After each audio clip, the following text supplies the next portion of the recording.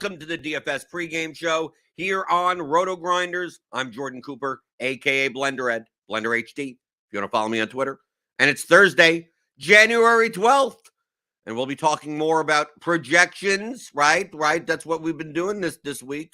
Kind of a lot of information and questions coming in about utilizing projections, what they mean, floor, the ceiling, the median or mean.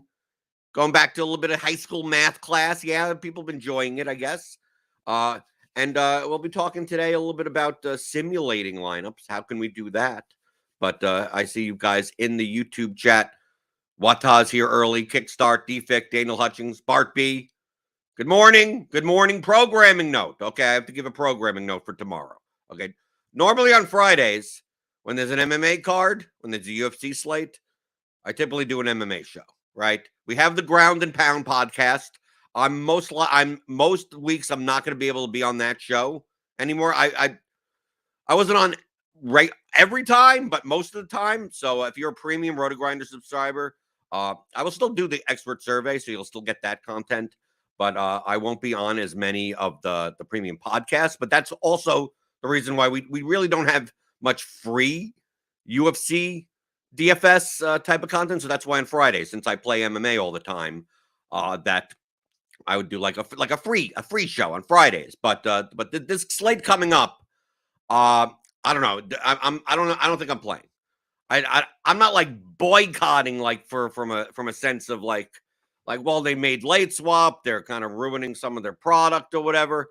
It's that they've added these rainmakers crap to like all the contests that I normally play. Like not the large fields thing, but like the 555 and the $200 3 max and the $100 whatever the hell. All the min cash spots are these rainmaker packs, and I have no interest whatsoever in it. None. I don't want NFTs. I don't want your rainmakers, DK. I don't want any of it. I don't like. Well, someone will say, "Oh, you could just if you get one, then you just sell it." Or whatever. I don't want to go through the marketplace. I don't want to have to deal with it at all. I don't even care if you tell me it's plus EV. Just for my time and stress, and I just don't care. Please, I don't want these Rainmakers packs. I don't want them. I don't want them. So why? I don't even want to be stuck. I don't even care if you tell me that they're actually not even part of the prize pool. They're actually in other spots. I don't want them. I just don't want them. Yeah, Daniel says in the chat, he makes the correct point. He makes the correct point.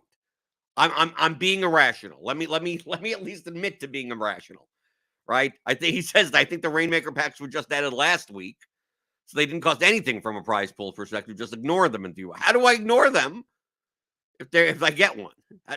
Can I automatically give them away? Can I just? It doesn't even matter. I mean, So you're telling me, Daniel, that the min cash line is still the same as it was before, and as the normal 555, it's just that they added even more spots to give out these Rainmaker packs. Now in top 25 percentile, whatever, and now this is like the 25th to 35th percentile. You tell me that, maybe I play. Even then, I just almost want to do it out of spite, not play. Right? I don't want to deal. I don't want it. I don't want it in my account. I remember the NFL. I got the core 2 free roll, whatever. I never opened it. It just said that ticket, the free roll when it said sitting in my account. Never did anything with it that first week. Then I eventually got like $1 reward for it. $1 reward. It's all because you were holding X, Y, and Z. You get $1, one DK dollar. And it's like, great. I'm the most profitable NFT holder ever. Infinity ROI. It cost me nothing. And I made $1 in DK dollars, which I spend on DraftKings all the time because I'm playing all the time, right? So I made an infinity ROI, and a lot of people I know are down in NFTs or whatever, or up, and some people made money, whatever. I don't know, but turning $0 into $1 for literally zero work. I didn't have to know anything, and I got $1. So like, if it's at that point where I could get one of these packs, never opened it, and some 2 years down the line, someone gives me $5 or something, that fine. Then maybe then. I don't want to have to deal with it. I don't want this stuff. I don't want it. But Daniel says says he thinks that the rake and the prize pools are unchanged. They're just like adding this on to the bottom end of the payout structure. Okay, so maybe I do. Maybe I do play, but I just was, these rainmakers, packs added. I don't want them. I don't want them. That's not a selling point. They did that in the NFL like for 1 or 2 weeks. So like 2 of the power sweeps, like one of them or something. I just didn't play those. Like I don't care. I don't care. I don't want them. I don't want to have anything to do with them. I don't have to deal with it. I don't want to sell it. I don't want to have to figure it. I don't want to figure any of that crap out. So leave it alone. Right? Even Daniel's trying to say that that it shouldn't matter, that it's plus EV regardless. It's like even the stress of like I got to pack somewhere, even that like fear of missing out. Oh, I landed a pack. And taxes, does that matter for taxes enough? How much is the pack worth? So I got a prize, right? I did get a prize. I don't even want to think about it. You see how my mind works? I don't even want to think about it.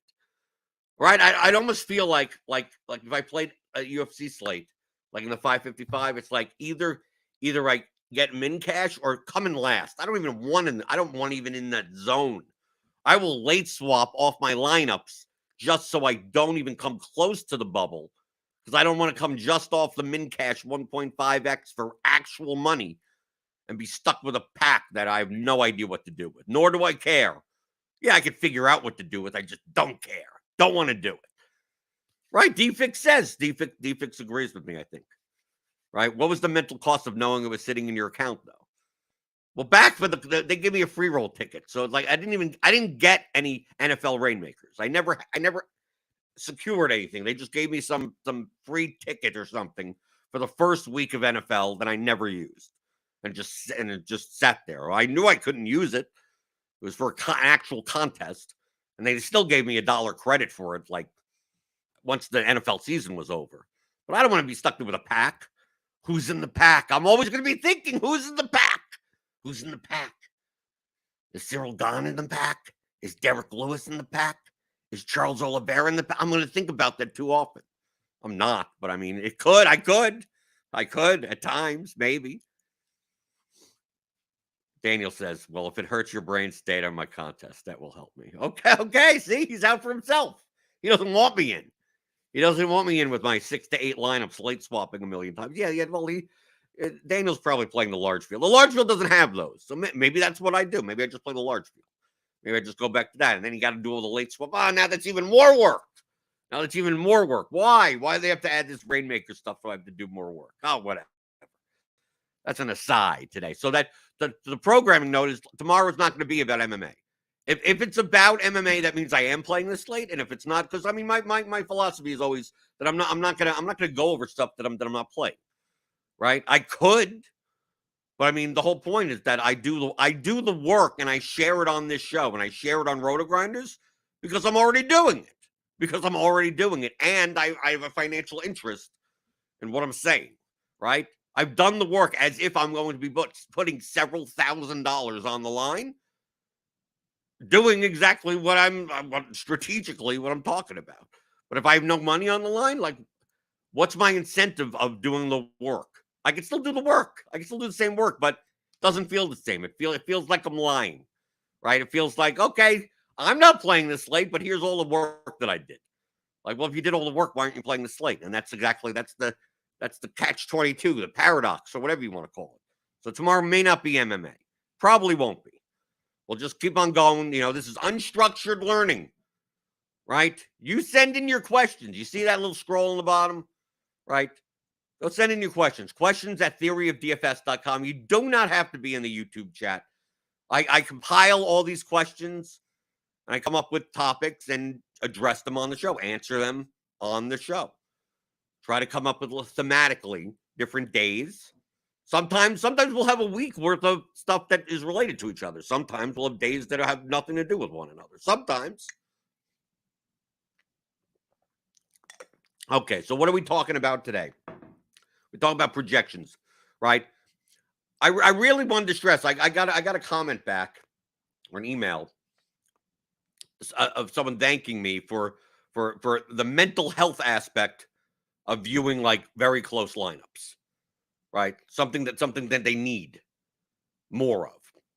Where I have to explain that with the range of outcomes being so wide, even though a model could be accurate at a 0.78 R or something, that like if one guy that's projected 1 point higher than the other doesn't score, the guy that below, like you shouldn't be freaking out. Like, oh my God, I made a bad play, right? It's so close. It's so close, right? So yeah, it may feel outcome-wise on one slate that, wow, if I just did this or that, I wouldn't have lost, or I would have won first, right? I had a slate in NFL this year in the 150 power sweep, I believe, or the $100 spot. One of them. I had one slot to go in the utility at 5,400, and I played Deonta Foreman, who was the highest projected player in the late games for that price point.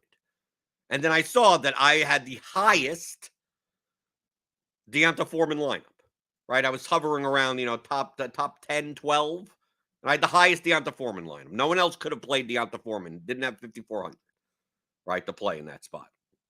So you know what I did? I stayed with Deonta Foreman. Okay. The highest projected guy for that price. I could have played Jerry Jeudy. He was also 5,400. So I played Deonta Foreman because Foreman projected for like 2.5, three more median points than Jeudy. Deonta Foreman got cucked at the end zone twice, right? He got stuffed like 3 times, and then Blackshear scored, and then Hubbard scored. So like Foreman had like 3.8 points or something, 4 points, something like that. Jerry Jeudy put up 33 points, right? Had I played Jeudy over Foreman, I would have won $100,000. Would have came in first place. But no, I ended up with whatever, 18th or something like that. Ended up with like maybe $1,000 or something. 1,200. I don't know what at that point it doesn't matter. But it's like, oh my God, if I just would have done this, what would have put me on this or whatever? Like Foreman was 30% owned that week. So like when the cards showed up, lock of that game, like 30. I'm happier. He's even higher owned than I expected. I thought he would be like 18% owned. So I'm like, great, I'm blocking so many more lineups. Jerry Jeudy's like 3% owned.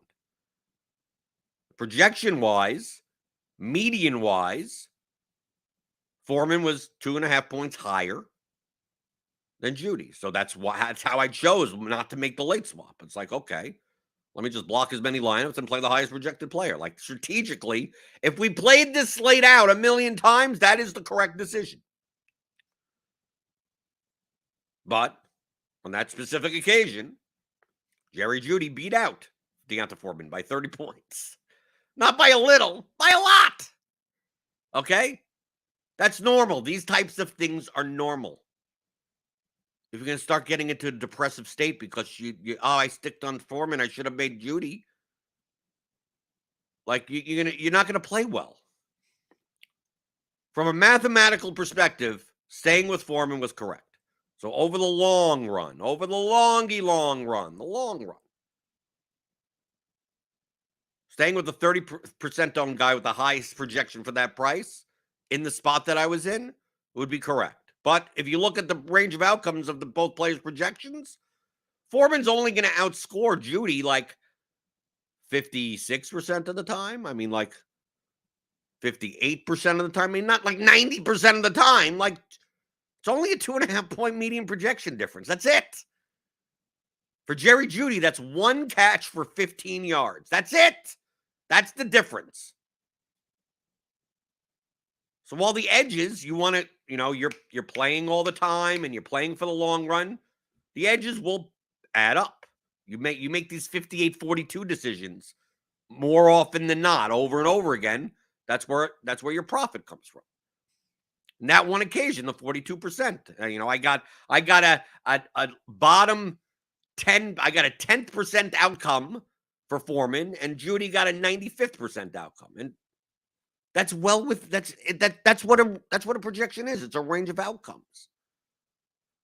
So from a mental health state, like you shouldn't be racking. You shouldn't move on. Move on. Welcome to variance. Welcome to variance. This is a high variance game. So now, obviously, I've given an extreme example that I've experienced this year. Imagine on a day-to-day basis in NBA, where one, guy underscores by 10 points. This guy overscores by 10 points. Like, this is all with that. This is not like outlier behavior. This is the normal day-to-day of playing NBA DFS or any DFS. So if you can constantly be going in day after day going, should I change something? Oh, yes. If I would have made that choice, the outcome would have been better yesterday. It's like you're not playing for that. You're not. It may seem like it's like, Ed, I just made the bad decision, the less EV decision, the negative EV decision. I would have won yesterday. Yeah, but how about you making the negative EV decision all the time for the past 5 years? You're not a winning player then. And then you would have won yesterday, and that would have what would have happened is you made that negative EV decision yesterday. You win $50,000, and you're like, oh, great! Now I'm only down $10K lifetime. Right? That's what would happen. You would have now been at the point of like, maybe I finally broke even on playing DFS for 5 years. So I lost $50,000. I lost $60,000 in 5 years playing DFS. Now this one time, I got $50K back of it, right? Because if you're making those negative EV decisions all the time like that, you're going to lose money. So you have to think in terms of if you made the decision over and over and over again, which would be the correct one, which would have the highest return. Do that. The outcomes you can't control. The outcomes, it doesn't matter. I play MLB slates a lot of times. The lineups go in as long as all the starting lineups are out, and I don't have to make some weird late swaps for the Dodgers, the Angels, or some West Coast team, or the Giants. Once luck hits, I'm not watching baseball. I'm not even paying attention that much. Sometimes from 7 to 8 because I'm waiting for late swaps. I see what's going on. I put on MLB TV, right? Hang out in the Discord. Well, 8 o'clock comes around. I'm done. I'm gone. Unless I see that I have a sweat in a late game or something. I go, okay, I got to put on this Dodgers game. But it's few and far between that I have a sweat for first. So I just go on with my life. I go watch something else. I go out to dinner with my wife or whatever.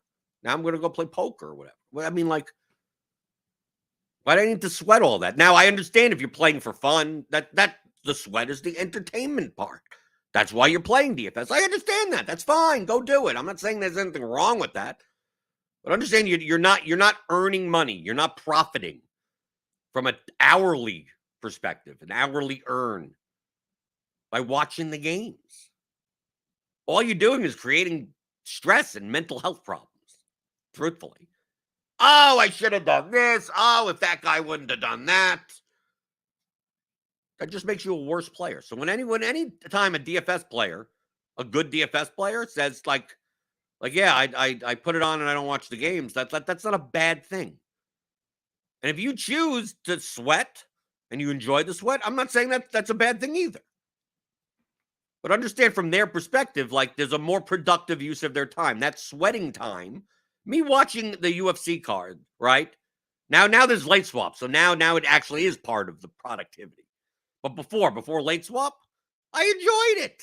It's like 6 hours long. You watch the fight, you hang out with people in Discord, right? You see exactly where you are. What do you need? What's the possible optimal lineup? That type of thing. You run through EV simulations. You go and you see, oh, okay, this guy has a best shot. This 150 maxer has more equity than this 150 maxer. I mean, you could follow along like that, but ultimately, there's nothing for you to. There's no more decisions to be made. I just enjoy watching it. From COVID, I got into MMA. And I'm like, oh, this is actually interesting to watch, and I enjoy watching it. So I do it. To me, it's the same as if I watch 6 hours of some show on Netflix. So that's why I do it. I don't do it to get to, I need an edge and some type of, I see something in this fighter, and now in the next fight, I don't do any of that. But I think people really significantly underestimate the mental health aspects of not understanding the variance of DFS, the variance of player performances, even within a very accurate projection model. That's why understanding where you see Kyrie Irving today, right? Based on our current projections this morning for the NBA slate. 51-50, he has a 51-point median. Take out the decimal points. His floor is 36, his ceiling is 68. I mean, come on. That's a 32-point range right there within one standard deviation. You're telling me, so if you don't believe what I'm talking about, you're telling me that if he scores 36 points, you wouldn't be pissed if you had him at 8.8K. Be like, Irving, what happened there? What happened there, Kyrie? But if he scored 68 points, you'd be like high five in the moon. You'd be walking down the street to your neighbors, high fiving them. They're both the same outcome from a probability standpoint. They're both the same outcome from a probability standpoint. They're both as likely as each other. Okay? So your reaction to one versus the other should be the same. Yes, I am aware that his range of outcomes within one standard deviation is 36 to 68, which in comparison to his salary is very good on this slate. But it's anywhere from 36 to 68. I'm comparing him to a 9, like we compare just based on salary, right? An 8.8K. I'm comparing him to Jaylen Brown, right? At 9K. Jaylen Brown's projection is 32 to 57. Kyrie is 36 to 68. I like Kyrie better. But Jaylen Brown's range is like 25 points. There are a lot of instances where those two players' distribution curves are shaded, right? Overlapped. So if Jaylen Brown put up 54 points and Kyrie Irving put up 42 points, well, Kyrie Irving, that was the best play of the slate. Jaylen Brown was lower owned, and he did better. Yeah, for the point totals we're talking about, these are like common outcomes. Kyrie Irving will beat Jaylen Brown probably 60% of the time. Probably even more. Probably 62, 64, 65% of the time. Let's just say it's 66%. Let's just 66.6% of the time. Kyrie Irving beats Jaylen Brown fantasy point-wise 2 out of 3 times. 2 out of 3 isn't like, oh my God, it's a lock. The people treat it like that. People go, oh, 66% of the time, that's what I expect. Like 33% of the time. Jaylen Brown beats out Kyrie Irving. Even at a projection difference of like, God knows how, like what, 8 points? No, 7 points. So if that happens, what, 33% is a lot. That's not nothing. People look at this and like, oh, this is the 95%, 5% type of thing. No, it's not. It's not. If you had a choice, betting even money on playing Irving over Brown, yeah, you play Irving over Brown. You're going to win 2 out of 3 times. All you have to do is win more than half the time and you profit. And that's where that's where the money comes from. Does it mean you'll win all the time? No, of course not. I've gotten an email said someone messaged somewhere a couple of days ago, 2 days ago. Says how do you win more often? Seems like I lose more days than I win. I go, in GPP, I hope so. Only the top 25% even get paid. If everyone was even skilled, you'd lose 3 out of 4 days. Right? If you're winning, profiting more than that, you're never going to win first. You're probably playing lineups that have a lot of min cash equity and no first place equity. So it's not about winning more often, just like it's not about like getting what's going to be exactly right today. When someone asks me, it's like, so like, yeah, I get all your stuff. I get all the thing about expected value. I get it, whatever, the variance and the range of outcomes and all that type of stuff. But what do you think is going to happen today? I have no idea what's going to happen today. We have a whole bunch of probabilities. I don't know what's going to happen today. Then these are the stupid people that are like, then what's the point? Why do I need you? You can't tell me what you think, right? I don't even watch basketball. How am I supposed to? They will say to me, it's like, how are you supposed to know to tell me what you think is going to happen today? Because DFS isn't about thinking about what's going to happen today. It's not. I don't get to control what happens today. I can only control my own decisions. But based on these probabilities, here are lineups that stand to make more money than you put in. As long as I do that on a day-to-day basis in a large sample size over and over and over again, I will make money. Do I know what day I make that money? No, I have no idea. I have no idea which days they are. No idea. That's what variance is. The person will be like, well, how does it help me tonight? We'll just start tonight, building plus EV lineups, and do that every single day. Does DFS end today? Does it end? Did I miss the memo? Did I miss the memo that DFS ended today? If you told me that there's no more DFS after today, yes, today's results matter a lot. Yes, I will cede that point. Right? I will. I'll cede the point. Like, DFS is going away tomorrow, all of it. DraftKings out of business. They're stopping their DFS product. FanDuel almost feels like they already have, right? But they're stopping. Yahoo. They're deciding to bow out. There's no more DFS. No more DFS.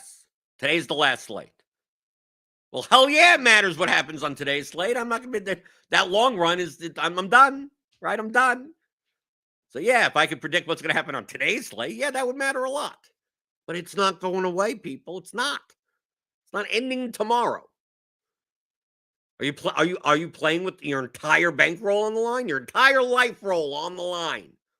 You gotta win today. Well, that's probably poor bankroll management, poor life management.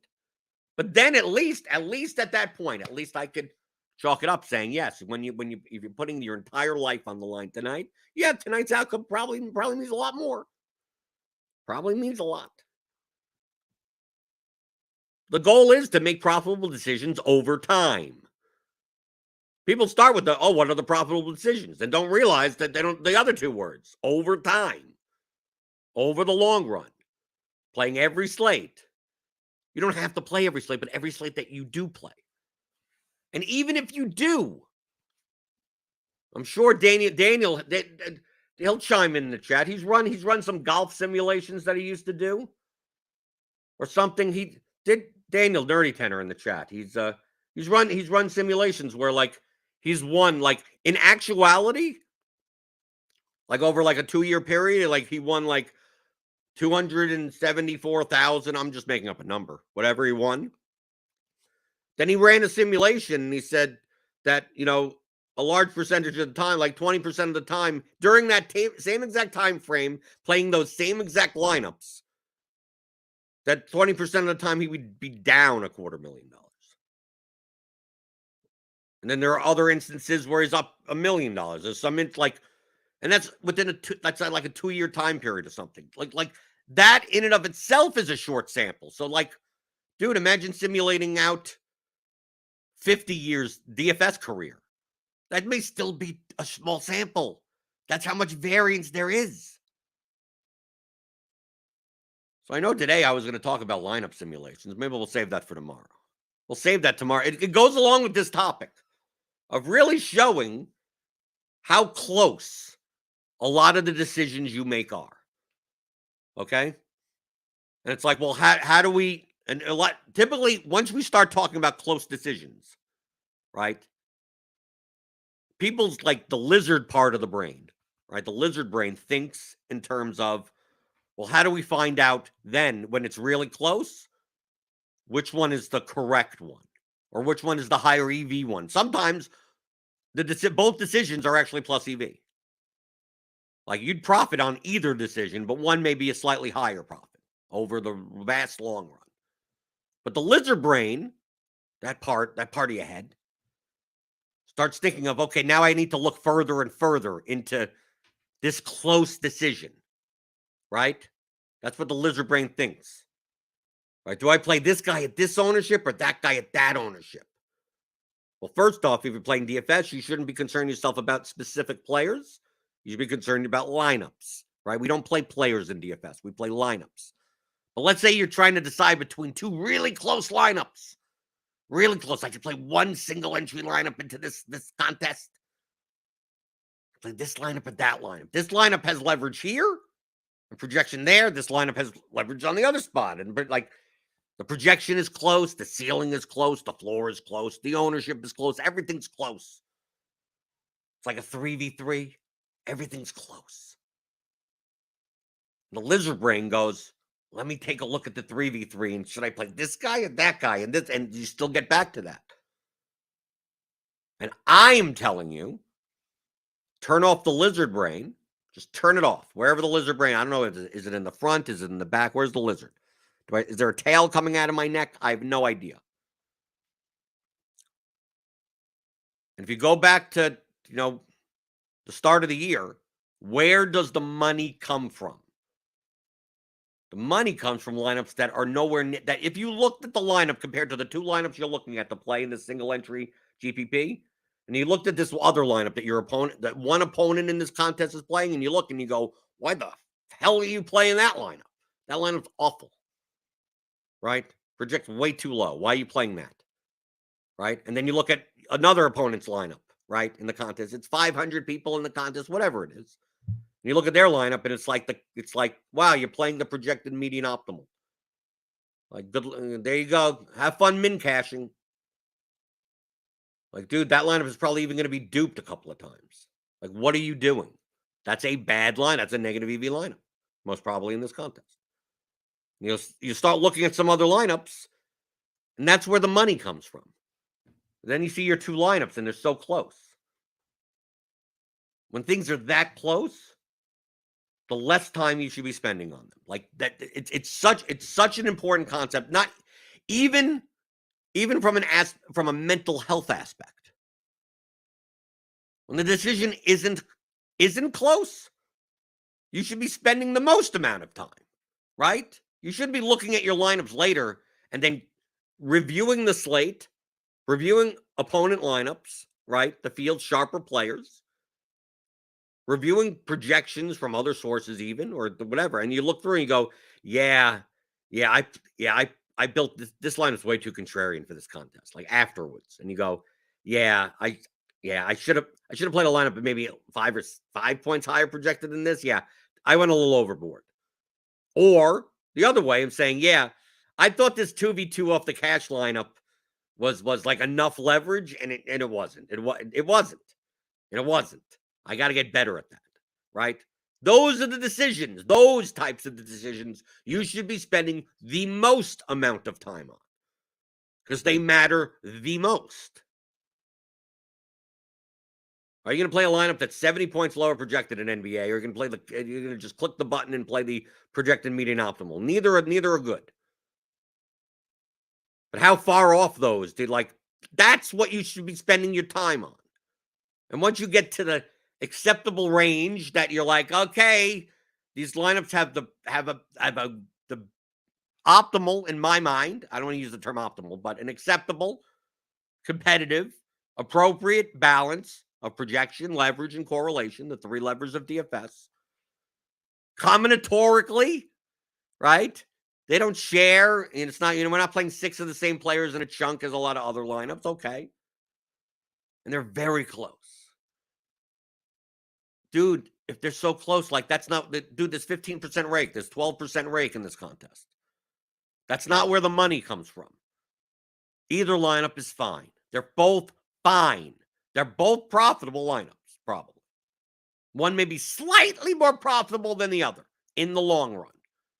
Now, in today's outcome, that 1v1 will be just like I said before, Deonta Foreman or Jerry Jeudy. The outcomes today in this one slate may look wide, but the decision, the expected value of the decision is very, very, very close. So when the expected value of a decision is so close, you should be spending the least time on it. Close your eyes and point at the screen. That's the lineup you play. Like if that was your process at that point, once you got all the way down You're like, okay, I got these two lineups. I like both of them. I think they're both plus EV. They're both good. Once you get down to that point, flip a coin. Just flip a coin. Get in the habit of that. Just flip a coin. Maybe you get down to 10 lineups. You're like, I got 10 lineups. I like them all, but I can only play 3. Right? You're playing 3 max or something. Or you're just playing large field and you're just playing 3 lineups. Go to random.org. You can go here, right? I could go to random.org, right? Random number generator, right? 1, you got 10 lineups. So there you go. So 1 to 10, right? They're listed out, right? Click it 3 times, and those are the 3 lineups that you play, right? Okay, I'm going to play lineup 9, I'm going to play lineup 10, and I'm going to play lineup 3. Then, done. That's how little time you should be spending on that decision. Spend all your time on the decisions getting to that point. Once you get to that point of having a bunch of lineups that all look good to you, all are probably profitable. Which ones do I play? Which one do I play? Dude, don't rack your brain that much. It doesn't matter. The outcome may seem to you, that lizard brain, that reaction. NBA slate, starts up. Your guy's in an 8 o'clock game, and next thing you know, he has 2 fouls in the first 3 minutes.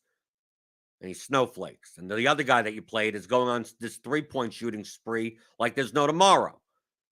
Then you look at your lineup and you go, oh, if I just would have played the other lineup. That's all within the range of outcomes. On some days, it'll be the other way. Some days you're like, thank God I didn't play that lineup. I played the guy. Oh, look, I got this guy that put up, for 5,200, he put up 42 points. This other lineup, Jonas Valanciunas fell out with 26 points at 7K or whatever the hell he is. Good thing I played. And then they pat themselves on the back for making the right decision. That's like patting yourself in the back for making the right decision on a coin flip. Imagine someone did that to you. Imagine you would flipping coins, right? Just flipping coins just to guess what comes up, right? Heads or tails. Right? You flip the coin and the guy that you're with, calls heads. It comes up heads and they celebrate and tell you how smart they are, how skilled they are. Don't I know it? Don't I know coin flips, high-fiving, screenshotting, right? They're taking a Polaroid of it. Just to create an Instagram showing the heads. Right? Look, heads. Come to me for coin flipping advice. Just ask me heads or tails. I know what's coming. Like, you know how stupid that sounds? Of course you know you're smart enough to know how stupid that sounds. But once you think in those terms, once you understand that those decisions are so close, but the variance is so high, you shouldn't be reacting to the variance. You should be reacting to the decision. Were those lineups close? Yes. Play one of them. Whatever happens, happens. And then do it again the next night. And then do it again the night after that. And the day after that. And the day after that. And the day after that. And if you're building plus EV lineups, over the long run, you will show profit. And in GPP, it'll come in big chunks. The amount of time you should be spending is getting to that point. But once you're at that point, you can find on tonight's slate 1, 2, 3, 4, 5, 6. Even if you're playing small field GPPs, single entry stuff, 3 max stuff, the amount of viable lineups that are plus EV, I could probably build 100, 500 of them. I could probably get down to building 10 lineups that are close enough to each other. That if you pick one of them from me, I'm going to build 10 lineups that I would be comfortable with, that I think is appropriate for the contest that I'm in. And if I just reached out and said, you pick in the lineup, you pick it. I could call the zoo, have a monkey come and pick it. I have a little mouse race where I put the 2 lineups. I put the 10 lineups there. Whichever mouse gets to the end, that's the lineup you could do that. That could be your process, because at that point, it doesn't matter. You could do it randomly at that point. But so many people obsess over the 1v1 and the 2v2 stuff. The decision doesn't matter. And if you're playing a contest where that decision matters in the long run from an EV perspective, then you're playing the wrong contest. Those contests don't exist currently. And when they do exist, DFS is dead. Unless they lower the rake. But that's why it's so important that a week or two ago that I started with where the money comes from. Because it all goes down to that. Where does your money come from? Does it come from picking 1 out of 10 very similar plus EV lineups? No, it comes from the players that are playing suboptimally. There aren't building lineups anywhere close to that expected value. So, but you're also playing against players that may be playing slightly better lineups. You'll still be profitable. They'll be slightly more profitable. There's still enough bad players, bad lineups, that there's enough equity that you could show a profit. Once you take out all the bad lineups and then you slap a 12 to 15% rake, then no one could win. In the long run, no one could win. So from a mental health, I guess that's what we're talking about today. The mental health of projections. Maybe that's the title, the mental health of projections. It sounds like a weird title, but whatever. People will be like, oh, okay, this is interesting. I think that's very important. In poker, I mean, a lot of times the difference between good players and great players that play similarly is just the ability to just rarely ever go on tilt and play badly afterwards. You lose a big hand, and next thing you know, you feel like you need to make it back, or you play too timid. Sometimes it's the other way. A lot of times it's because you're not playing within the means of your bankroll, right? So whenever you're playing within the means of your bankroll, especially if you're playing comfortably within the means of your bankroll, those things don't bother you so much. You understand the variance of this game. You should. And those things will happen. I've seen everything happen at the poker table.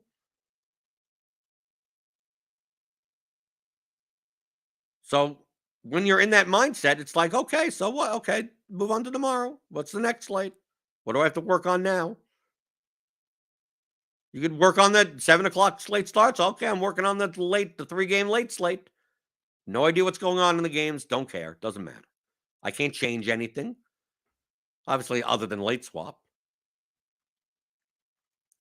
But you know how many people, I mean, you see it on Twitter, you see it in Discord, you see it everywhere. People tilting their faces off. Just absolutely tilting their faces off. These are people that don't understand what variance is. They don't understand that these numbers in the middle, like that's what I'm saying. That's why it's so important to understand what the numbers really mean. That Kyrie Irving's 51.67 point projection is just the 50th percentile. That's all it is. It's not a prediction. He's going to score 51 tonight. It's not. Half the time he does, and half the time he doesn't. That's all it means. That's it.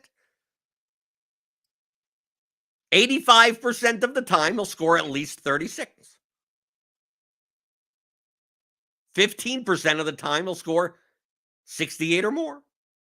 Like, that's all these mean. Once you really grasp that, now the good players understand that. But once you grasp that, like, doesn't it feel like once you see how wide these range of outcomes truly are, even within one standard deviation, once you understand that, you absorb it into your heart, into your soul. You could go and you could see what the outcomes are and be like, yeah, this is welcome to DFS. This is high variance stuff. The projections aren't wrong. The projections aren't bad.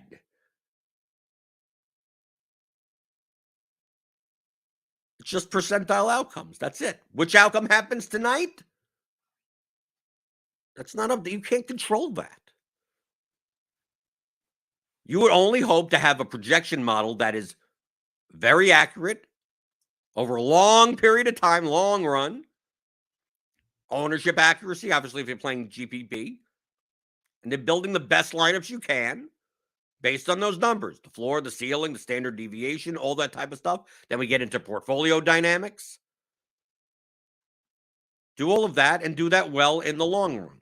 What days you win? Well, if I would have done this over that and this over this, you shouldn't be reviewing the slate based on outcomes. You should be reviewing the slate based on your opponent's lineups. That's it. The outcomes are irrelevant at that point. You want to make the best decisions every day over time. Keywords, over time, not just yesterday. And if you do that, you will profit because you are playing against 80+% of people that don't do that. They may luck into plus EV lineups, or they could win first place with a heavily negative EV lineup, right? Negative EV doesn't mean that it always loses. Just it stands to lose money over time in the long run. And I feel like you can't really get further as a DFS player, as a serious one, without getting that mental health aspect correct.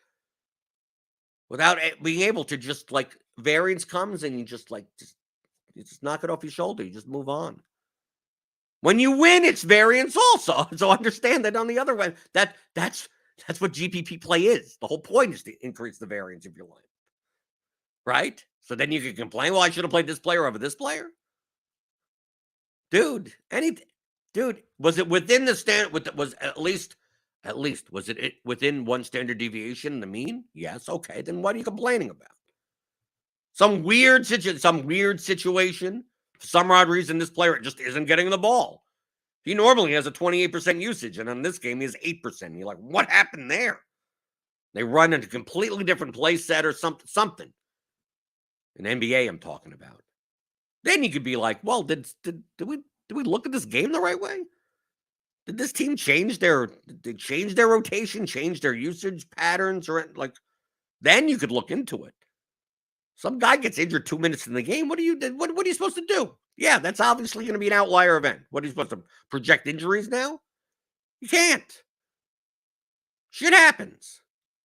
Shrug it off, move on to the next day, and continue making profitable decisions. So you're not going the next day. You know how many emails and DMs I get about process? Good or bad? It's like, oh, I do this process where X, Y, and Z, and it all sounds great. Right? So I do this, and then I do this, and then do this. I said, okay, that fundamentally you're on the right track. And then they're like, should I be doing something different? Because I've been playing for 3 weeks and I haven't cashed or something. And I said, my typical reaction is like, I just want to let you know that for 3 weeks not cashing, like you could be the greatest DFS player ever.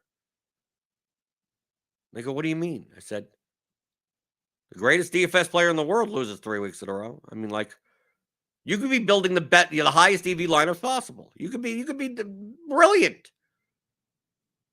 You get lost for 3 weeks. So, like, are you going to change your process? No. Are you comparing it? Are you reviewing your contest? Are you seeing other decisions I could have made had I known this ownership, the actual ownership? Had I known lineup constructions? Had I been able to see sharp players' lineups? Would your decisions have changed? If the answer is no, then you're fine. You're playing well. Who cares? You came in last place. Move on to the next day. But then I also get some DMs from people that are like, I listen to some of your stuff and I don't buy it. Right? I do X, Y, and Z. I look into this and I look into that and I do this and that. And I look at the process. I go, how does that ever possibly work? They said, well, I won a GPP last year for $150,000 doing it that way. I'm like, okay, well, bad lineups could win all the time. And also bad processes could luck into plus EV lineups.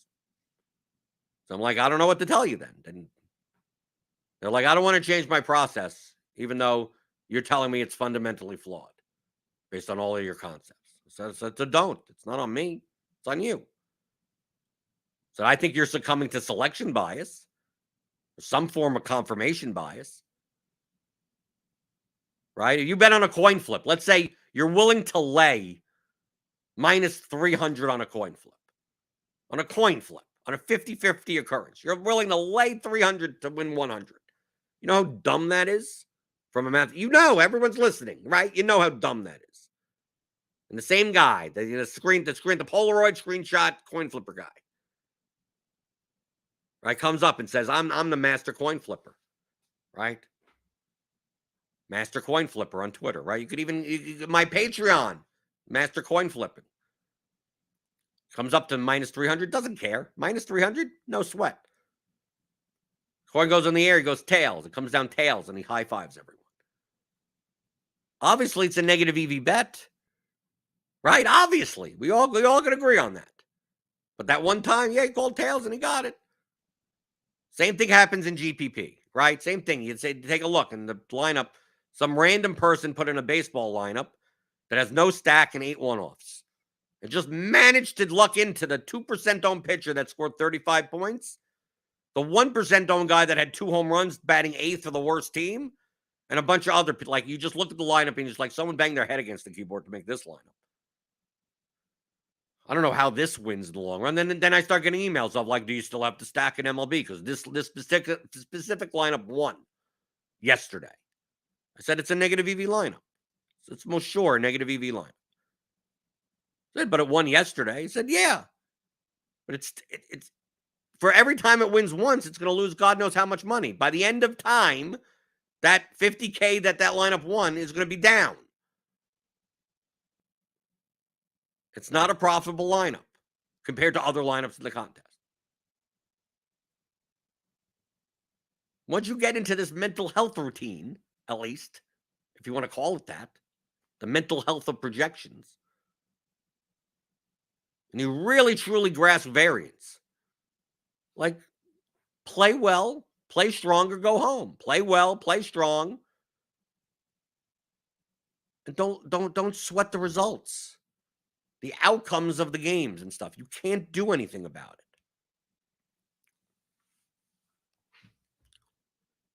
Anyone want to chime in the YouTube chat before we get out of here?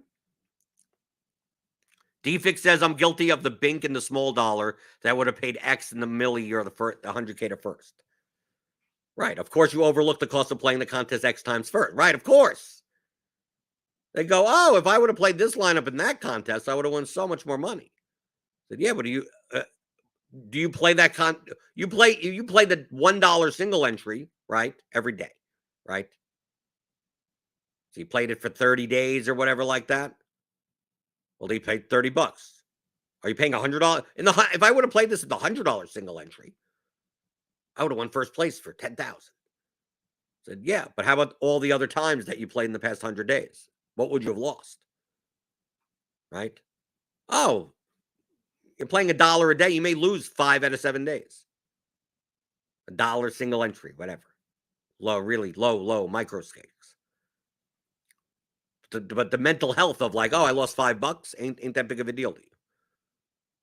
How about if it was 500 instead? Would that be more of a big deal to you? Okay, so you have to now you have to play with that in mind. Let's say you're playing even hot. Let's say you're not playing a $100 contest. You're playing the $500 contest. You lost 5 days in a row. That's $2,500 gone in 5 days. Are you going to be able to play well? Are you within the means of your bankroll? No, then probably not going to play well. You're not going to build like you're going to build. Your lineups are going to be a little too safe, right? You're going to build a little too safe. Well, I'm spending a lot of money. You would have had to do that all these other days in the past, and then lead up to today where you would have won that 10,000, 20,000, 50,000. So were you doing that? No. So it's none of your concern. You shouldn't worry about it. Who cares? Play the small stakes until you build your bankroll up to mid stakes and move. Dude, do it like that. That's what I did. I'll play the 555 at MMA, right? I'll play $4,000 in MMA volume or soccer volume or NFL, even more than that. They go, oh, you just have the money, I guess, to be that level. Good dude, I started 7.5 years ago playing dollars. I would play soccer for like $30, $40. That's it. That's it. That's all I was playing. Then baseball came around. I'm like, okay, I'll try this out. And you know what I did? I played the quarter arcade. Right? Or I would play like 5 entries into like they would run like the $3 large field. Right? The cheapo large field. I'm like, okay, I could play. I'll play 10 lineups. I'll hand build 10 lineups, $30. That's where I came from. So it's like, oh, I have 10,000 in NFL volume. That's not like just like someone came to my door and just handed me money. And I just started playing DFS at that level. It's like, no, I played at the low stakes.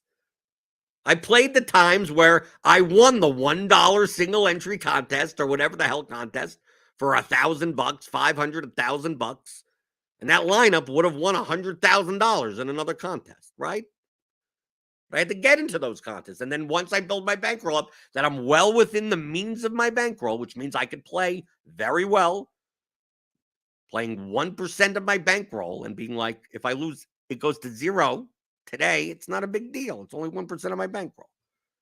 So now I could play well without having to think of that, the mental health of that aspect. And then from there, then it's like, okay, well, I was able to do it at the low stakes, so I should be able to do it, have a reasonably fair chance of doing it at the large field mid stakes or whatever. And there you go, NBA 2018, 100K, 50K, a couple of NBA of 3 or 4 or 5 first places and 5 or 6 figures. And from there, now once you bink 100K, now you have a nice bankroll, right? Kind of skyrocket. But it took me like 3.5 years to even get to that point of getting that first really big bink.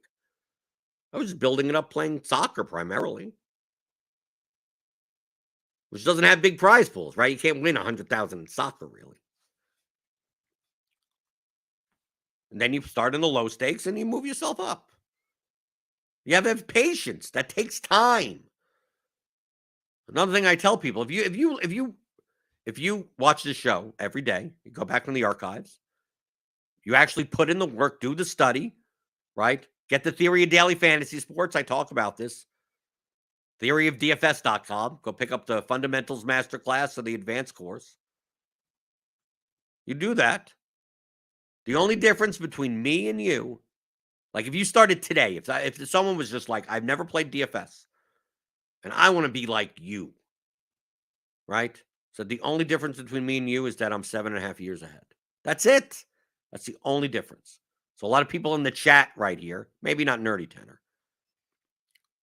that have been playing DFS for a year or two, right? I get a lot of emails from players that like they played as a hobby off and on back, 2014, 15, 16. And every once in a while, they'll throw in a lineup here. They don't play for 3 months and they're like, oh yeah, man, there's a baseball game on. I'm going to do this. So they get the sense of kind of how to play DFS or whatever like that. And then they start taking it a little bit more seriously. Like, like COVID came around. It's like there was nothing to do. So it's like, okay, I'm going to take this a little bit more seriously. So now they're playing like, $50, $100 a slate. And now they're playing like 5, 6 times a week, right? 4, 5, 6 times a week. They're playing multiple sports.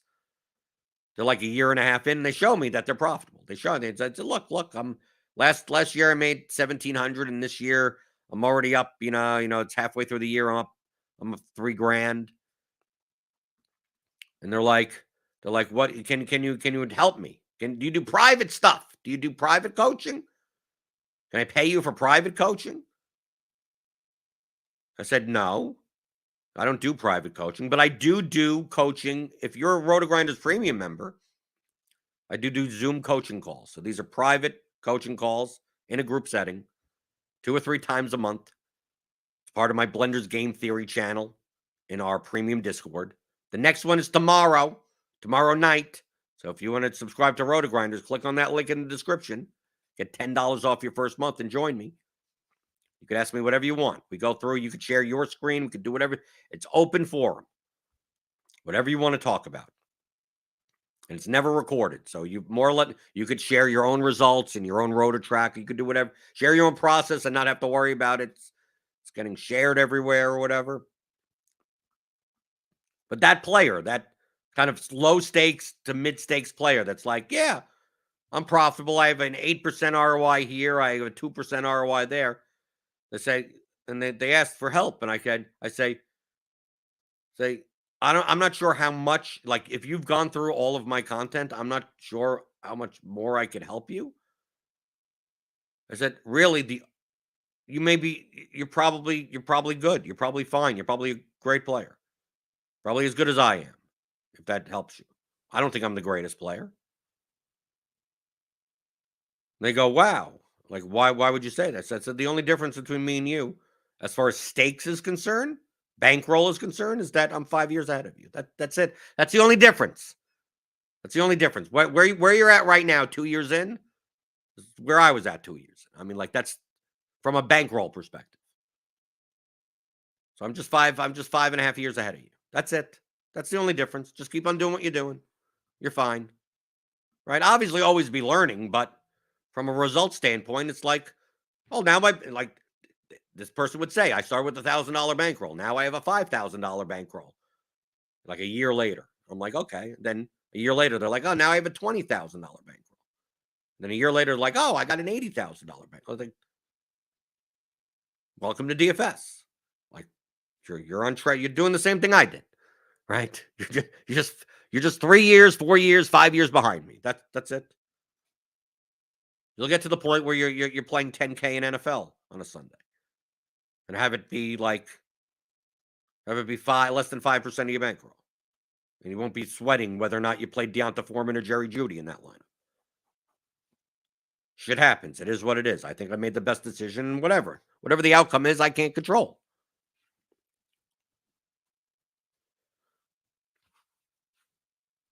DFix says you have to find joy in learning and perfecting the process and detach from feeling the wins and losses, which is extremely difficult. Yes, of course it is. Joe Adamo says, I hit for 5K the other day. Today I feel like being adventurous and max entering a higher stakes contest. I wouldn't do that. Is it a good idea to see where I stand in a bigger tournament one time, or just stay in my lane? I wouldn't do that at all. Always play within the means of your bankroll. You hit for 5K, okay, that you added to your bankroll. Now you play whatever percentage that you were playing before of that. Why would you max enter the high stakes? Obviously, I think he's joking. I hope he is. If you're doing it for entertainment, if this is fun money and funny money, do whatever you want. But it's not about staying in your lane. It's about building up a bankroll so that you can move up in stakes and play as well as possible without the stakes being something that affects your play. And Daniel Hudson is right. You could always study lineups you would have played in the contest you don't play. Right? You don't need to light money on fire. Right, exactly. But if I would have played that lineup in that contest, I would have won 100,000. You got to get rid of that mindset. DFS is going to be there. It's going to be here tomorrow, Joe. It's going to be here tomorrow. Oh, people when I won my first 100K bink back in the day, 2018. You're gonna play. You're gonna start playing. You're gonna start playing the 555 now, whatever, 777, 888s, whatever it was in NBA. I go, no. Not even gonna play one lineup now. Now that you can afford to. I go, no. Why not? Like, instead of why not, why don't I ask you why? It's like, well, if you're good enough to win that, you're good enough to win this. It's like it's two totally different contests. One's a large field 40,000 plus entry contest, and one's an 800-man contest with the best DFS players in the lobby. It's two totally different types of contests. I've been focused on my skill set at that point in the large field stuff. So I'm not a small field person. So why am I burning money? Burning $888, which would be out of 100K bink, would be about 1%, 0.8%. Why am I doing that? I could still study those contests without playing them, and then develop a strategy where it's like, when I do play them, the tendencies are X, Y, and Z, and how do I exploit A, B, and C? I do that. But even then, where does the money come from? The money comes from the bad players. A lot of times in those contests, there aren't enough bad players. Sometimes there are. Sometimes there's a lot of cash-ish type lineups, and you can take advantage of that. It's hard to take advantage of that in NBA, though, because it's such a normally distributed sport that even the cash lineups have a fair bit of equity. They're not seeding as much min cash equity as you think. They actually have higher. They have 5th place, not 10th place equity also. But in baseball, like the 121 single entry, yeah, play that all the time. Play that every day. Give it to me. That gets back to what we talked about a week ago about contest selection and equity distribution in GPPs. Where is the edge? So it shouldn't be like, oh, I made 5K. Let me step up in stakes. It's like, well, you should be, now you have $5,000 more dollars. If you're playing 5%, which I still think is too high. If you had a $3,000 bankroll and now you have an $3,000 bankroll and you were playing $150 a slate, which is 5%. Now you have an $8,000 bankroll. Now you can play $400 a slate. There you go. That's the only difference. If you're playing 5%, which I still think is too high for a GPP player. People do that. I think it's nuts.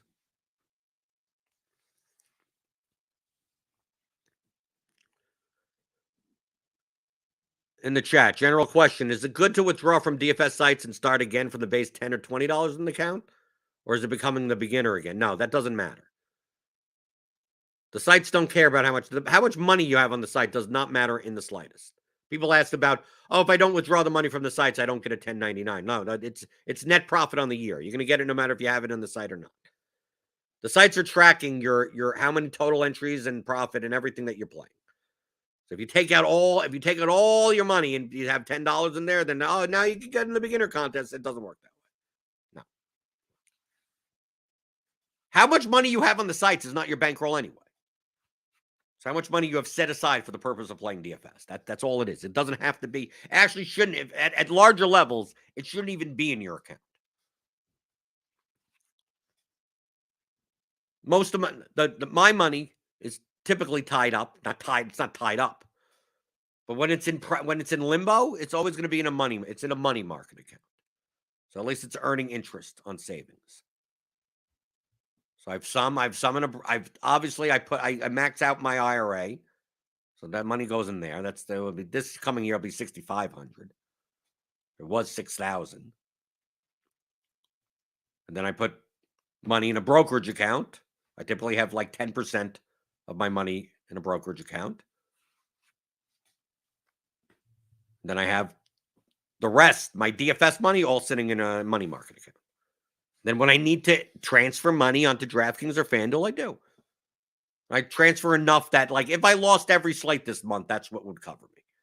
Like, that's about as much money I have. Anything past there, I move to get. Right now, they're paying like 3.2% interest now with the interest rates going high. So that's your bankroll. It's not how much money you have on the site. But yeah, most of my bankroll is in my money market account. So why give DraftKings they're going to be collecting interest probably on the players' reserve accounts because they can't spend it on anything from a regulatory standpoint, but they can earn money from it. So why am I giving them the money? Why am I giving them the 3%?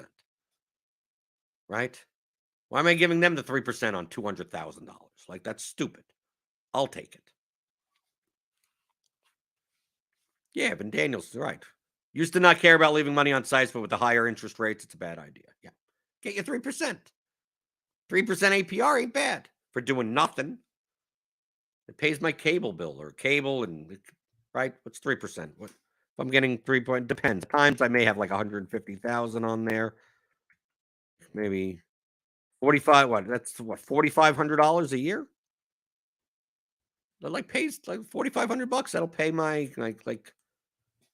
my phone bill and my gas bill. Maybe they'll pay for 2 bills the whole year for doing nothing. So why not? So don't leave the money on the sites. Not because they're going to go out of business, right? You're not going to lose your money. But why are you giving the interest rates are much higher now on a at least the interest bearing savings account of the high. It obviously depends on what level If it's like $5,000, maybe, I mean, yeah, it's might as well worth it. Maybe you won't get the best rate, but it's not doing anything. The whole point of this was not where you put your money. It's the fact that your bankroll is the money that you have set aside to devote to DFS play, right? It could be your life roll. It could, hey, some people, it could be everything. Their entire net worth is that. But it's that. It's not the money that you have on the sites. Well, I only have $200. I won 100,000. I withdrew 98,000. My bankroll is 2,000. It's like, it doesn't have to be. Your bankroll could be 100,000. Just that 98,000 of it is somewhere else. But it's liquid. You could just put more money on this. That's your bankroll. Okay. So I guess tomorrow we'll talk about lineup simulations. I planned it all out. I had the whole Excel stuff, whatever. We'll talk about that tomorrow. Yeah, no MMA. I'm not going to do MMA tomorrow. So if Steve's listening, make the normal orange thumbnail. The Rainmakers packs, I'm not playing out of spite now. Now I've decided I'm not playing out of spite. Even though it may be a good slate. We have like a mispriced fighter. I think we have 2 mispriced fighters. I'll have to look at it. Maybe they'll suck me in. Maybe they'll suck me in. But I think right now I'm not playing out of spite. So I don't want to start giving out MMA stuff that I may not have looked at as much as I would beforehand. I'll still put together my little spreadsheet and whatever, but I'll update that tomorrow. Probably late on Friday, so I won't have it ready for Friday morning. So tomorrow we'll talk about lineup simulations. And if you have any questions that you want on the show, especially if you can't show up in YouTube, the YouTube chat. Now, of course, if you're in the YouTube chat, give me those tummy thumbs. Hit the like button, hit the subscribe button. Send in your questions at theoryofdfs.com. Remember, I answer all of them. It may not be immediate. I try to see what the questions are. And then, once I get a bunch that are like of very similar nature, then I could say, okay, let me do 2 or 3 shows about this, because I'm getting a lot more questions about that. Right? So send them in. Questions at theoryofdfs.com. Go pick up the courses. Theoryofdfs.com. Basic. We're going to be talking, the lineup simulations is one of the custom Excel tools. I'll be showing that off tomorrow. Right? Daniel will show up and look at our little tool in Excel and go, he could have probably written that in about 17 seconds or something. Right? His computer program, his robot. He probably has some robot there that programs for him. But it'll show you some of the concepts of like how close some of these lineups really are. So we'll be doing that tomorrow. Right. Daniel says he's just going to get the computer to write it for him. Yeah, there you go. I like that he's here hanging out, joining in the chat, and answering the DFS strategy questions like I do, right? Monday through Friday, 11 o'clock Eastern. I almost said 7 o'clock. Whatever. 11 o'clock Eastern. On the DFS pregame show on RotoGrinders.com.